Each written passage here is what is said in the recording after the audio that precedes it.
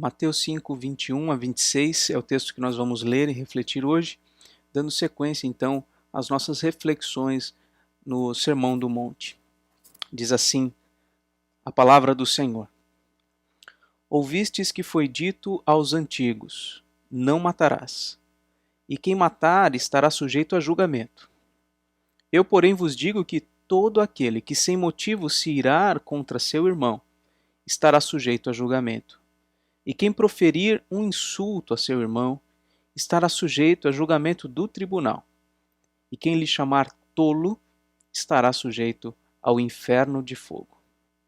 Se, pois, ao trazeres ao altar a tua oferta, ali te lembrares de que teu irmão tem alguma coisa contra ti, deixa perante o altar a tua oferta. Vai primeiro reconciliar-te com o teu irmão, e então, voltando, faz a tua oferta. Entra em acordo sem demora com o teu adversário, enquanto estás com ele a caminho, para que o adversário não te entregue ao juiz, e o juiz ao oficial de justiça, e sejas recolhido à prisão.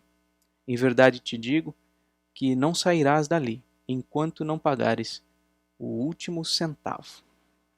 Senhor, ilumina a nossa mente e o nosso coração.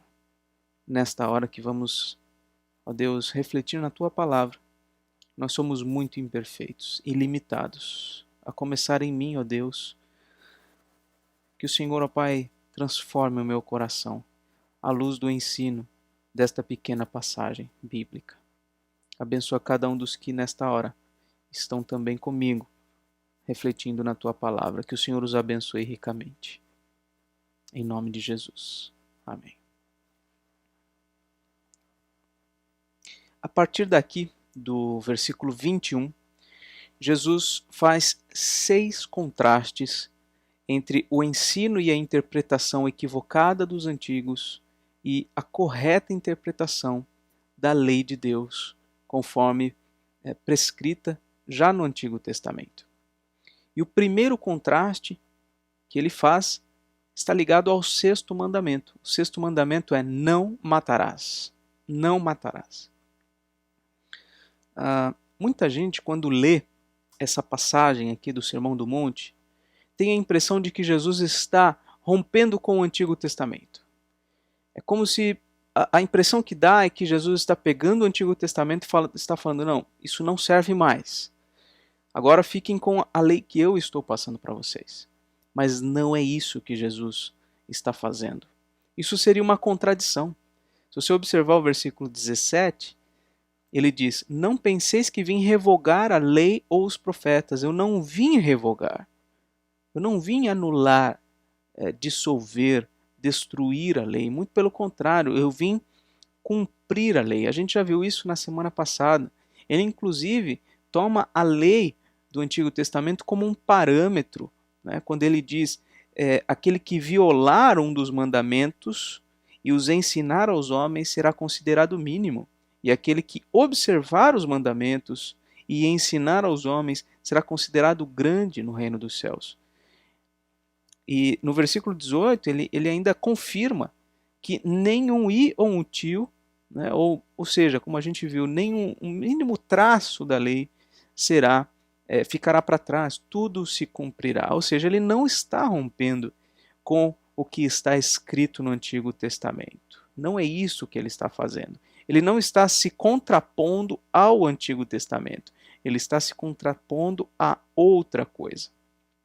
O correto é a gente perceber que Jesus está se opondo à interpretação e ao ensino equivocado da lei de Deus que os escribas e os fariseus estavam disseminando. A frase inicial, em todos os contrastes a partir de agora, até o final aqui do capítulo 5, em todos esses contrastes ele vai usar a seguinte fórmula: ouvistes que foi dito aos antigos, ou apenas ouvistes que foi dito. Observe o versículo 21, ouvistes que foi dito aos antigos. Agora o versículo 27, ouvistes que foi dito. Versículo 31, também foi dito. Versículo 33, também ouvistes que foi dito aos antigos. Versículo 38, ouvistes que foi dito. E o 43, ouvistes que foi dito. Então ele usa essa frase inicial, essa fórmula muito semelhante em todas as vezes.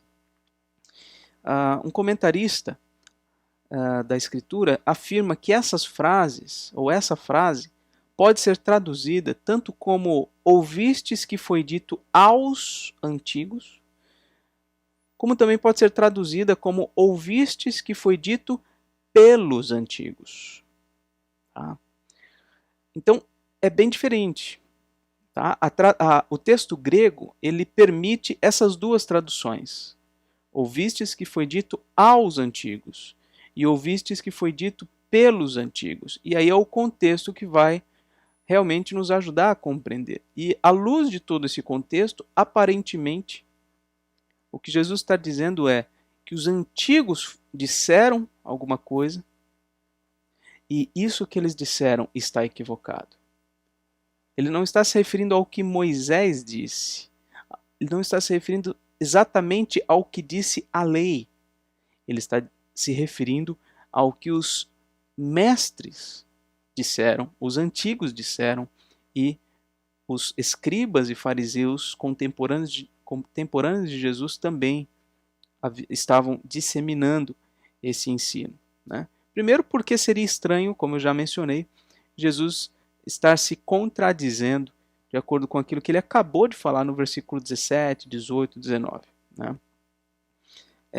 E outra coisa, se Jesus estivesse se referindo ao que Moisés disse, ele certamente diria, Moisés ordenou tal coisa, ou então, está escrito tal coisa. Quer ver?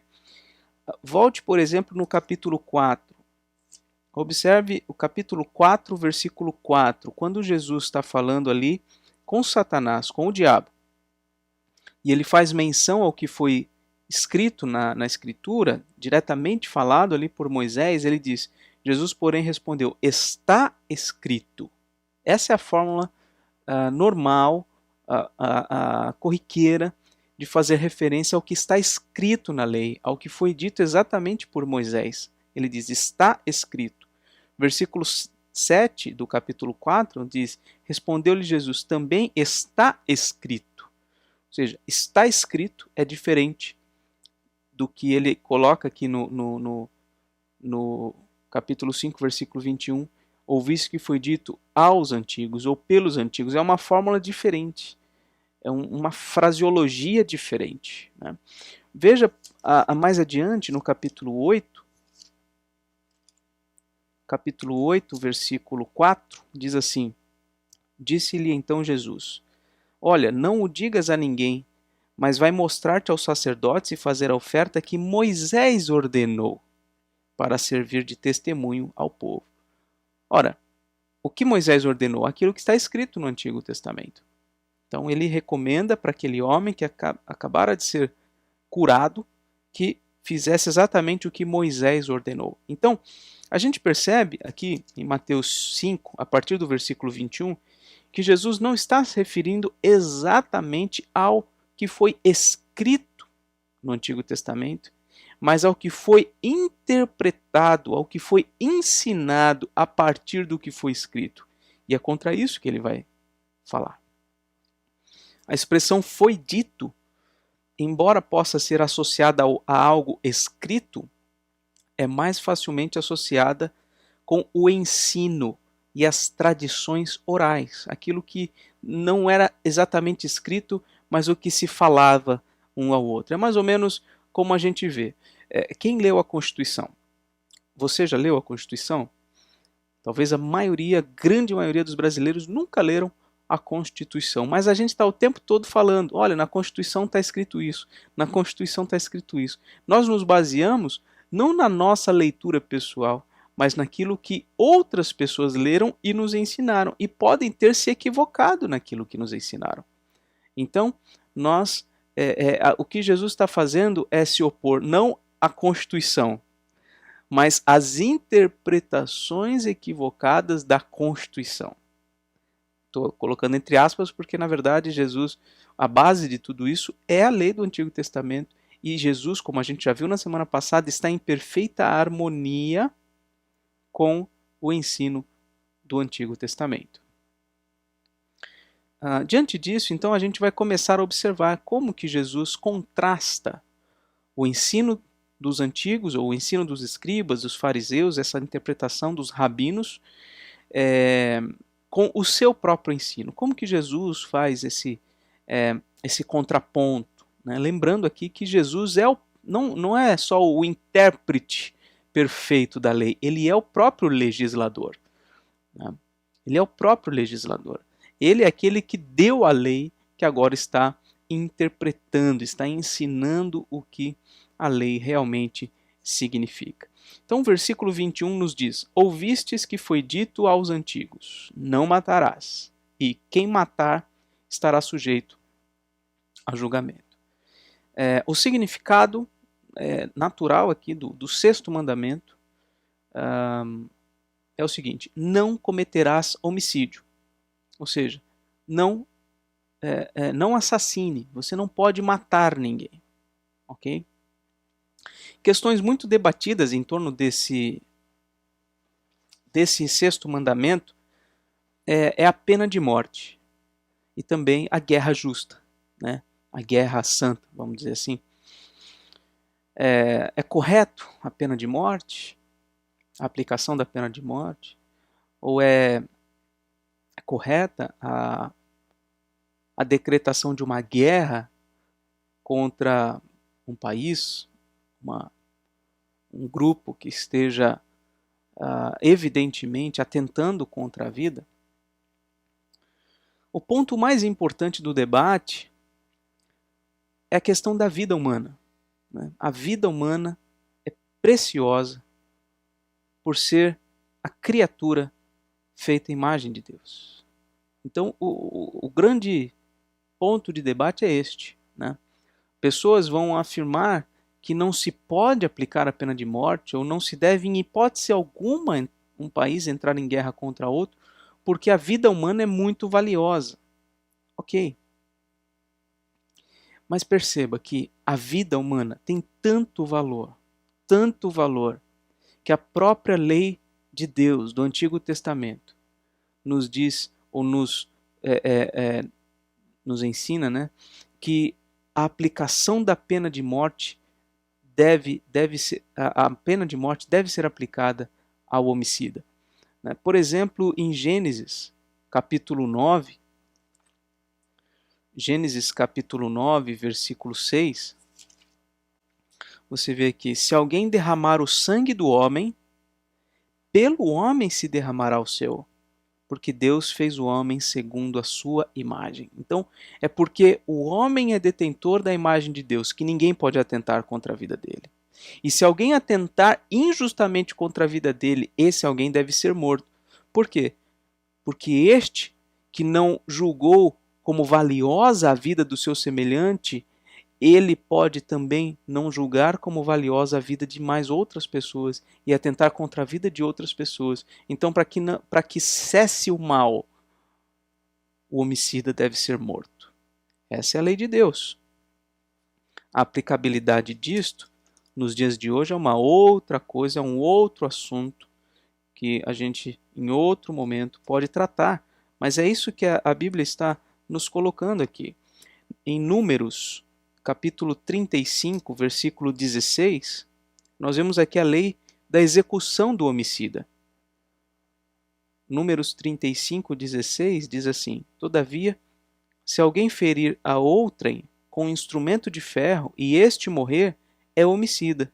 O homicida será morto.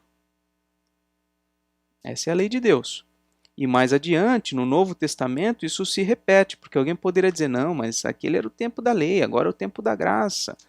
O que é uma interpretação equivocada, porque a salvação sempre foi pela graça de Deus. Observe em Romanos, capítulo 13. Desde o versículo 1, isso pode ser lido e compreendido, mas observe o versículo 4, Romanos 13, 4. visto que a autoridade é ministro de Deus para o teu bem, e quando ele se refere aqui à autoridade, ele está falando dos magistrados, né, aqueles que fazem parte do poder judiciário, né, vamos dizer assim, visto que a autoridade é ministro de Deus para o teu bem, entretanto, se fizeres o mal, teme, porque não é sem motivo que ela, a autoridade, traz a espada, pois é ministro de Deus, vingador, para castigar e praticar o mal. Então veja, a palavra de Deus está nos deixando muito claro que eu não posso, por exemplo, se alguém matar alguém da minha família, eu não posso me vingar. Não, não é assim que a coisa é feita. Mas deve haver um processo legal, né? E aqueles que são investidos de autoridade para isto deverão então fazer a aplicação da lei. Mas esse é o princípio bíblico. Agora, a aplicação disso nos dias de hoje, no nosso país, isso é um outro assunto.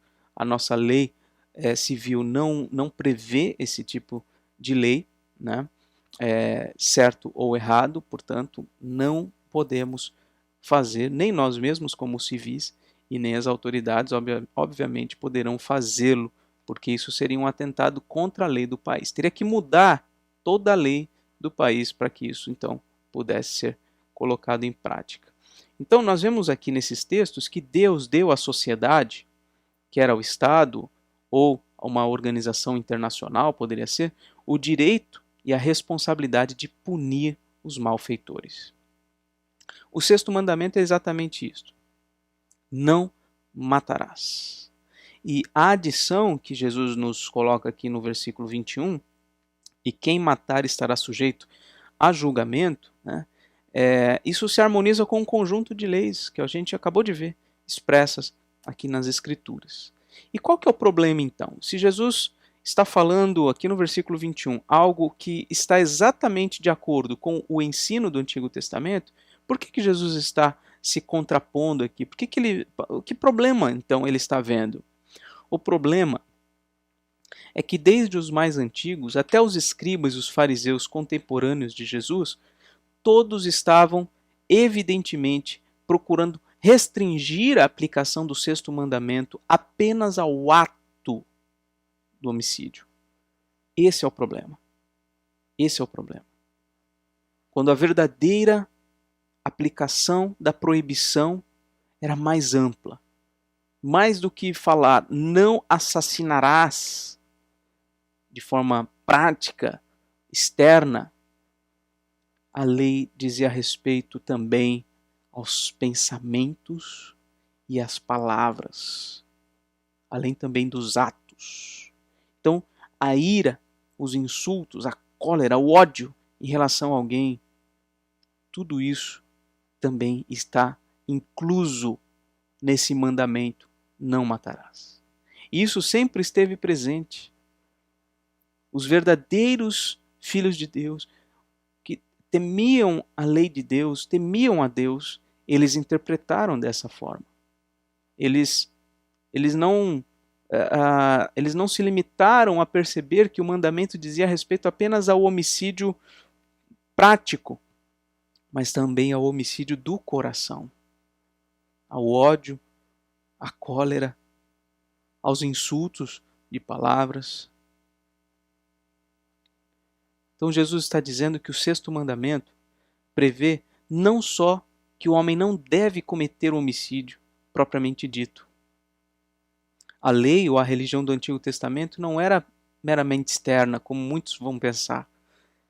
O que era uma religião externa era a lei dos escribas, dos fariseus, essa linha legalista da religiosidade judaica. Mas os verdadeiros cristãos, eles não se limitavam a essa religiosidade externa, de evidências para as pessoas verem. Não. Se a gente vê os Salmos, por exemplo, nós vamos ver os verdadeiros crentes do Antigo Testamento compreenderam que a lei era espiritual e deveria ser aplicada aos processos, à dinâmica do coração. No Salmo 34, como nós lemos há pouco, nós vemos aqui: quem é o homem que ama a vida e quer longevidade para ver o bem? Refreie a língua do mal e os lábios de falarem dolosamente. Aparta-te do mal e pratica o que é bom, procura a paz e empenha-te por alcançá-la.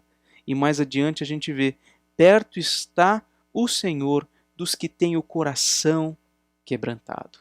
Então, o crente do Antigo Testamento não tinha uma religiosidade meramente externa. Não, era uma religiosidade interna, do coração. No Salmo 19, por exemplo, a gente vê alguém que ama a lei do Senhor e que compreende que essa lei fala ao coração, ela atinge lá dentro. Jesus está corrigindo, então, o falso ensino proferido pelos antigos, mostrando que o homem tem um coração assassino, mostrando que há mais para a gente observar dentro da gente do que meramente de forma externa. Eu posso até me conter e não roubar a borracha do meu amigo na escola. Mas certamente também está no meu coração mais do que isso. O não só o querer ter a borracha do meu amigo, mas ter a inteligência que ele tem, ter os amigos que ele tem, ter os pais, a casa que ele tem. E aplique isso a qualquer outra proporção ou a qualquer outra circunstância. Nós podemos até nos privar de enfiar a faca em alguém. Mas lá dentro, nós temos que observar que há ódio, rancor. Muitas vezes há palavras que são como facas, que matam a credibilidade, matam a honra das pessoas. Em tempos de fake news, nós vemos isso de forma muito clara, muito clara. O tempo todo, as pessoas estão dando falsos testemunhos uns com os outros para matar as pessoas, para minar a credibilidade delas, para torná-las pessoas odiosas ao público em geral. Isso, sem dúvida alguma, à luz do que Jesus está ensinando, é a quebra do 6º mandamento também. E como diz aqui, Jesus fala, estes que assim procedem estão passíveis de juízo, um juízo divino extremamente pesado. Então, a gente pode perceber aqui num primeiro ponto, à luz do versículo 22, vamos ler primeiramente o versículo 22. Eu, porém, vos digo que todo aquele que sem motivo se irar contra o seu irmão estará sujeito a julgamento, e quem proferir um insulto a seu irmão estará sujeito a julgamento do tribunal, e quem lhe chamar tolo estará sujeito ao inferno de fogo. O que a gente vê aqui é a dinâmica de um coração assassino. E o último passo é o homicídio, mas tem 2 anteriores. Tem a ira no coração e tem um insulto com palavras. Só o terceiro e último passo é o homicídio em si. Certamente, pessoas que chegaram a tirar a vida de uma outra pessoa não chegaram diretamente aqui. Não saíram do zero e chegaram no terceiro degrau de uma vez, de uma hora para outra. Certamente os 2 passos anteriores foram dados e não foram corrigidos a tempo. Jesus está dizendo então que nessa dinâmica do coração, a ira, ou melhor dizendo, nessa dinâmica de um coração assassino, a ira e o insulto são sintomas. São sintomas. Em 1 João capítulo 3, versículo 15, nós vemos o seguinte: todo aquele que odeia seu irmão é assassino. Ora, vós sabeis que todo assassino não tem a vida eterna permanente em si. Então, se você, meu irmão, minha irmã, se você odeia pessoas, você não pode ter como garantida a salvação eterna. Você não pode se enganar, porque o coração do verdadeiro crente é um coração regenerado que luta contra essas coisas. É claro, nós nunca vamos ficar completamente isentos do mal, mas, uma vez que nós conhecemos o Evangelho, conhecemos a vontade de Deus, nós vamos rejeitar, nós vamos odiar os maus sentimentos do nosso coração e vamos lutar contra isso. Em Lucas capítulo 6, versículo 45, nós vemos o seguinte: o homem bom, do bom tesouro do coração, tira o bem. E o homem mau, do mau tesouro tira o mal. Porque a boca fala do que o coração está cheio. Então, se o coração está cheio de ódio, está cheio de rancor, certamente os lábios proferirão isto também. E pense que isso pode estar acontecendo dentro da sua própria casa, com as pessoas mais próximas de você. O ódio, a ira, às vezes não se revela tão facilmente, tão nitidamente, em relação às pessoas de fora, mas também em relação às pessoas de dentro. Nós temos que tomar cuidado em todo o tempo, dentro dos nossos lares, com as pessoas que estão à nossa volta, fazem parte da nossa família, e também com as pessoas que estão ao nosso redor, em diversos cantos. Muitas vezes nós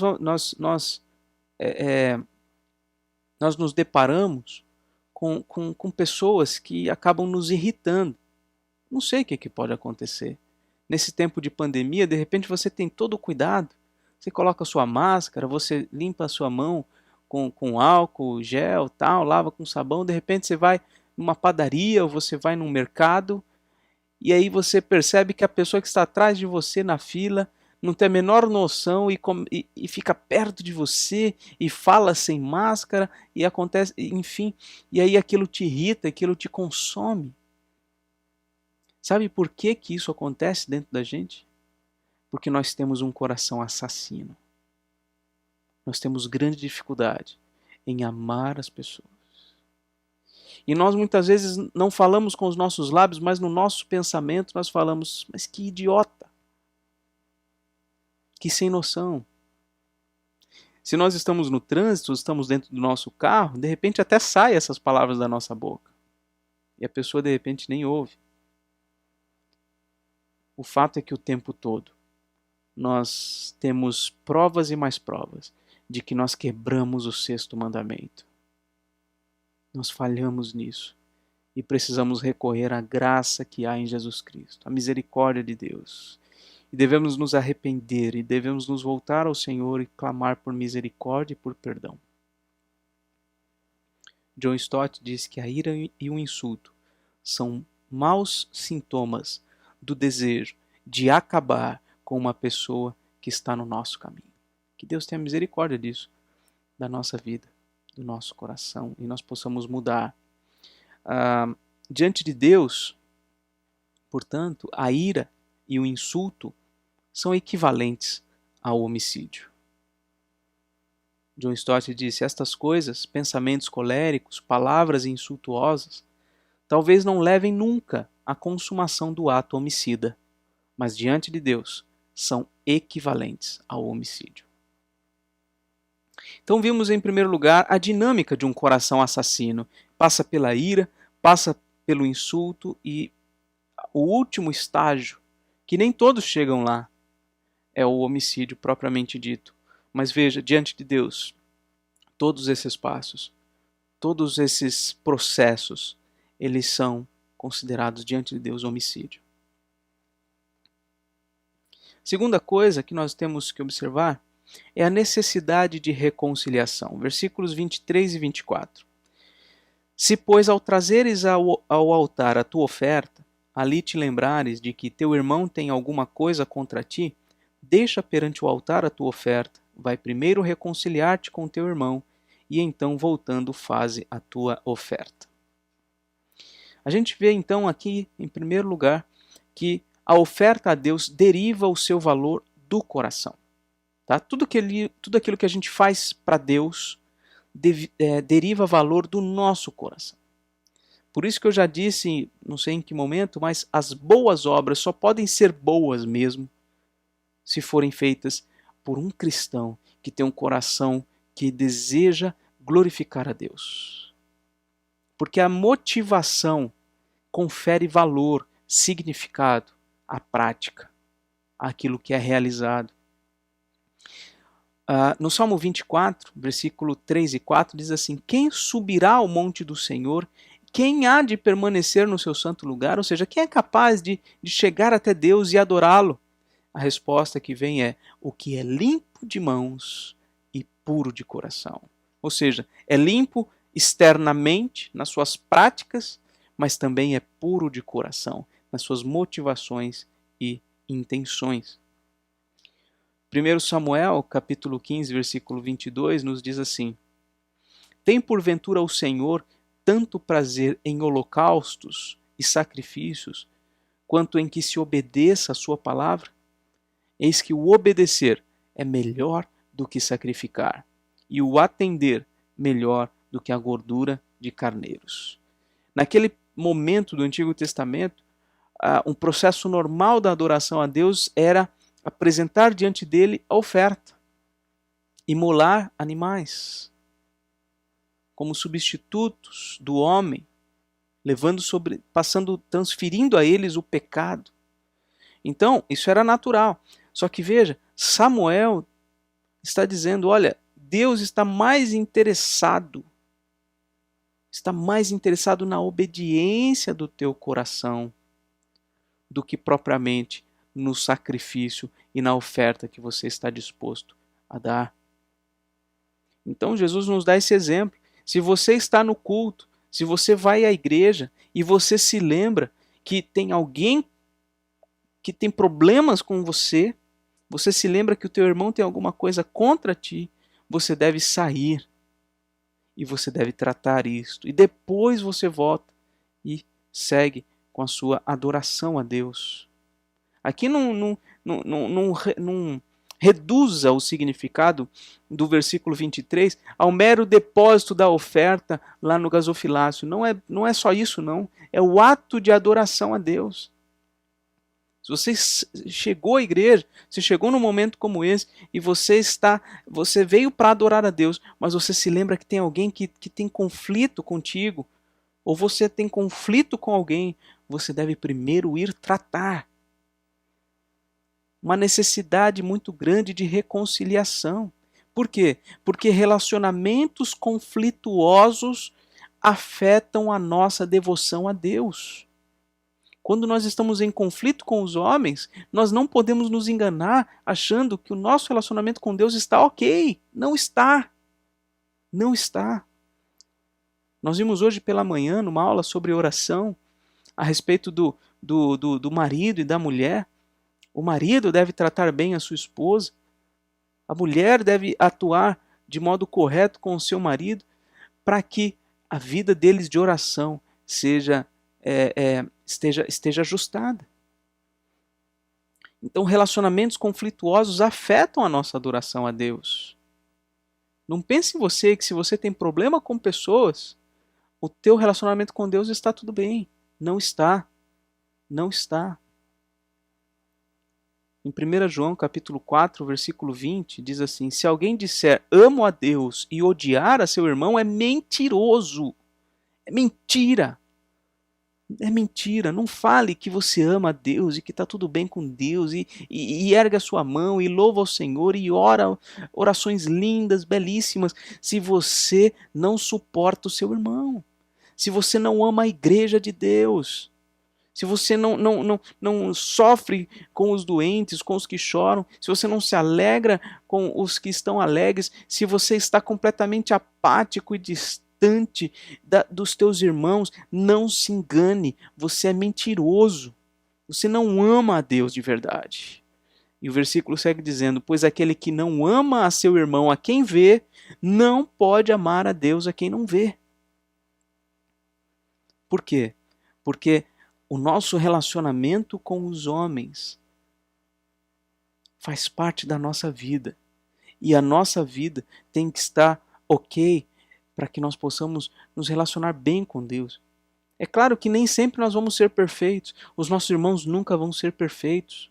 É verdade que talvez você perceba, não, eu preciso corrigir esse relacionamento conflituoso. Então você toma a iniciativa, você vai lá tratar do assunto, você pede perdão, a pessoa de repente não pede perdão, ou pede perdão, enfim, trata-se a questão e depois a pessoa faz a mesma coisa. Isso pode acontecer, mas aí é como Paulo disse aos Romanos no capítulo 13, nós acabamos de ler, capítulo 12, né, há pouco, se o teu inimigo tiver fome, dá-lhe de comer, se tiver sede, dá-lhe de beber, porque fazendo isto amontoarás brasas vivas sobre a tua cabeça. Então, no que depender de você, você tem que ter paz. Olha só, se possível, quanto depender de vós, tem de paz com todos os homens. Romanos 12, versículo 18. Se você fez tudo pela paz, mas o outro não quer manter a paz com você, você precisa ficar em paz em relação a isso. Mas se há problemas e você não toma iniciativa, você está em grande perigo. Então vimos a primeira coisa, a dinâmica de um coração assassino. Depois, vimos agora a necessidade de reconciliação. E agora, em último lugar, nos versículos 25 e 26, nós vamos ver a urgência da reconciliação. É urgente. Versículos 25 e 26. Entre em acordo sem demora com o teu adversário, enquanto estás com ele a caminho, para que o adversário não te entregue ao juiz, o juiz ao oficial de justiça, e sejas recolhido à prisão. Em verdade te digo que não sairás dali enquanto não pagares o último centavo. Olha como é urgente a necessidade de reconciliação. É urgente. E aqui Jesus usa uma outra ilustração. Anteriormente, do versículo 23 ao 24, a ilustração foi em relação à adoração. A tua adoração é afetada quando você tem relacionamentos conflituosos. Agora, ele vai usar uma outra ilustração, a ilustração de alguém que já está num passo mais adiante. Alguém que não só tem uma demanda contra você, mas que já levou você, ou já está quase à porta do juiz, de um juízo, realmente um juízo civil. E aí, dentro dessa ilustração, Jesus está dizendo, olha, entre em acordo sem demora com o teu adversário enquanto estás a caminho. Quer dizer, os dois estão indo para o tribunal. Porque se vocês chegarem lá, o teu adversário vai te entregar ao juiz, o juiz vai te entregar ao oficial de justiça e você vai ser recolhido à prisão e você vai ficar lá até pagar o último centavo. Então é urgente que você resolva esse problema. É urgente que você tome iniciativa. Ah, mas foi o outro que fez isso. Ok, mas é você quem tem que tomar iniciativa. É você quem tem que buscar tratar isto. Até porque, dentro de toda essa dinâmica, dificilmente você também não pecou diante de Deus e não quebrou o sexto mandamento. Pode até ser que o outro fez algo completamente errado e tenha te ofendido e tenha te machucado. Só que essa ofensa, essa flecha que veio contra você, feriu você e você respondeu com ódio, você respondeu com insulto, você respondeu com homicídio à luz dos olhos de Deus, ou da forma como Deus interpreta. Então, nós não somos santos, nós não somos completamente limpos de coração. Só Jesus o foi. Por isso nós precisamos nos quebrantar, nós precisamos nos arrepender, nós precisamos então perceber que nós estamos errados. É aquele ponto da humildade de espírito que nós já vimos. Se você não acompanhou as primeiras mensagens dessa série, volte lá, ouça a primeira, a segunda mensagem. Na segunda mensagem nós vemos a primeira bem-aventurança, bem-aventurados os humildes de espírito, ou seja, aqueles que se reconhecem como sendo como alguém que não tem capacidade de se voltar para Deus, de buscar a Deus, de alcançar a salvação por reconhecer o seu pecado. E este que assim procede, ele lamenta pelos seus pecados, que é a segunda bem-aventurança, e ele também age de forma mansa diante de Deus e diante dos homens. Porque se eu me reconheço como pecador, eu vou ter mansidão quando eu tratar de algum irmão que cometeu um pecado contra mim. Agora, se eu acho que eu sou acima da lei, que eu sou perfeito e que ninguém pode pisar no meu sapato, então eu vou chegar e eu vou querer destruir todos aqueles que estiverem na minha frente.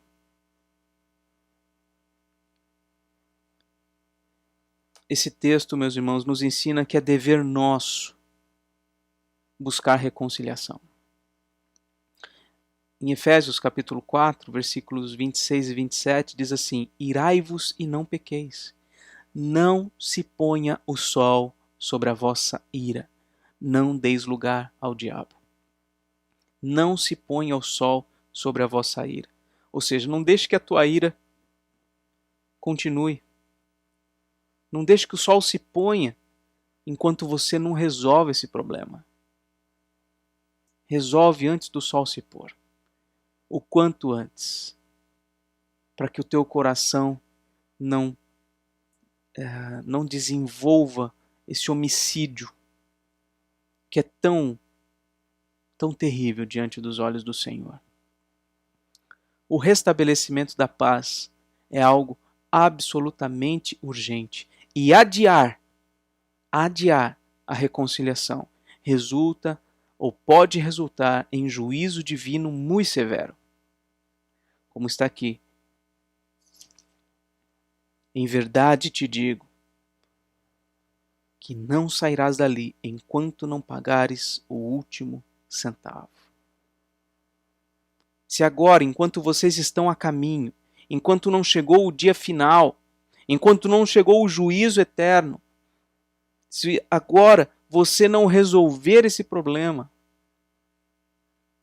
será tarde demais lá na frente.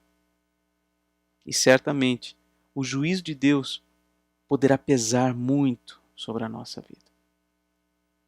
Então, se você é um cidadão do reino dos céus, ouça essas palavras. Se arrependa dos seus pecados e mude o teu comportamento. Vá imediatamente e reconcilia-te com o teu irmão. Peça perdão. Reconheça que você o odiou, você o insultou e você desagradou a Deus com isso. E você não poderia ter feito isso porque você é pó, menos ainda, vale menos do que ele. Se humilhe, peça perdão. É a melhor coisa que nós podemos fazer.